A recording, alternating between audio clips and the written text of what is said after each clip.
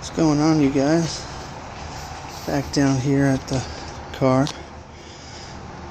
I haven't made a video in a while, so I just figured I'd kind of show you what I'm doing today. Before we do that, this came in the mail. Some serious OFC new concepts. Forget what kind of wire they called it, but it's like it's twisted, and I don't really care about that. It was honestly like the best price for some 12 gauge that I could get. But basically, I'm gonna be taking out my rear speakers and then bridging my 4-channel amp to my fronts. So right now they're getting about 120 watts RMS. Damn it. The woofers that are in the doors, that Hertz high energies, they're rated for 125, but they've been known to take a lot more. Problem is, I have 16 gauge running to them, which is fine for 125 watts, but once you bridge the channels, it's going to send 300 watts to each speaker, and 16 gauge can't handle that. End up ruining the damn amp. Anyway, today I'll just show you what I'm doing.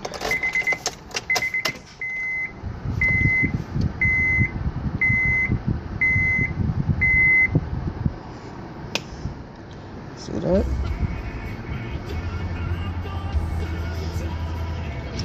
I'll be putting that in the trunk. So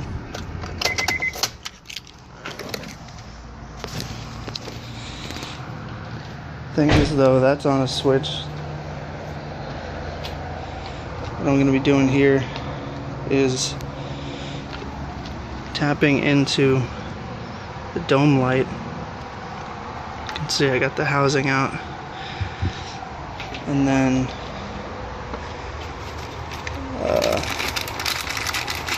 I got these switches, and they're double pole, or single pole double throws. So there's a middle, which is off, and then there's positive, and then there's positive too. So on one side it's going to be the regular dome light, and then on the other it's going to switch from that to the LED strip that I'm going to be putting in the trunk, which of course I don't have ready. Oh, wait, this is it. Yeah. So I'm going to be putting a lot of LEDs in the trunk, and I'm going to be running them along this support back under there. It's basically what I need to do now. Let's get out the multimeter and make sure we know what's positive and negative. So, okay, so when I turned the camera off, I was going to check this and see which side is positive and which is negative. And I just wanted to make note of this. This is why you need a multimeter, because let's take a look at this plug. Alright, so there's red and white with blue going through it. Which one would you think is positive? Well, for the multimeter it's red. For pretty much anything power related should be red. But guess what? White is the positive. Granted, you just blow a fuse, but there's no need to buy more shit. Okay, so we're back. Got the the LEDs in the trunk all installed. Let's come over here, pop the trunk.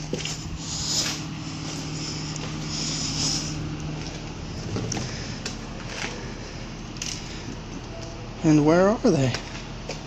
You might be asking. Well, they're right here. Damn. Okay, so basically, let's turn this off. You can see that's the dome light going. Come over here, you can see where I mounted the switch. Okay, so basically, you do that, the dome light goes off.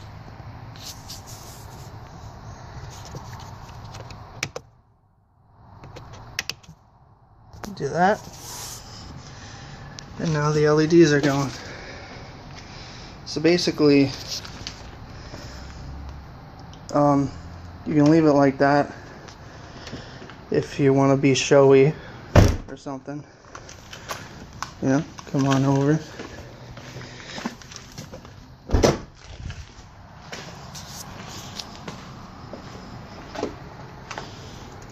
And then it opens like that. When you're done being showy, hit that switch, and now you got your dome light back. So, you know, it's just all part of. I thought this out and did this way, so that, you know, you're in a bad neighborhood or something. I try not to open the trunk anyway because of that. You know, that's kind of hard to miss. But you definitely don't need a neon sign, you know, when you open your trunk. You know how it is. It's like sometimes you're trying to call attention to yourself and sometimes you're not. So that's why I got it on a switch. And I just think it was amazing. That shit just fit in there perfectly. You know, because when I was doing this, I was thinking, where the hell am I going to mount this switch? You know, I could put it like right here or something. Then every time I sit here, I have to worry about it going on. So, and then what are you going to do? You're going to mount it here or something? I mean, I guess that would have been okay too. But it's like basically you have to know where it is. So, and the other cool thing about this is, like when I had the leak in my trunk, I had to leave the trunk open overnight to air out. And what I had to keep doing was take the dome light out when so my car wouldn't drain itself. But with the rocker switch, I could just turn that shit off,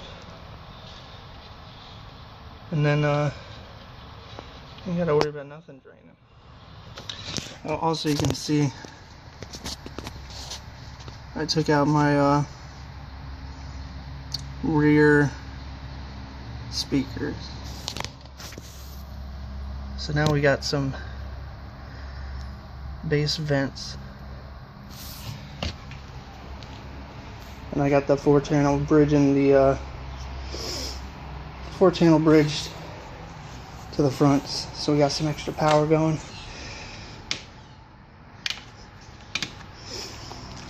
So the next thing we're going to be doing here is we're going to be installing a processor. that's kind of like coming up in the future. The near future, I'm going to be installing this voltmeter. Show you what I'm thinking about.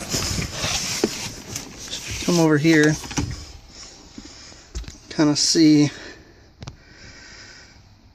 Oh, look at that candy paint. Anyway, you can see this switch, which is just a single throw on off. That's for the footwell LEDs.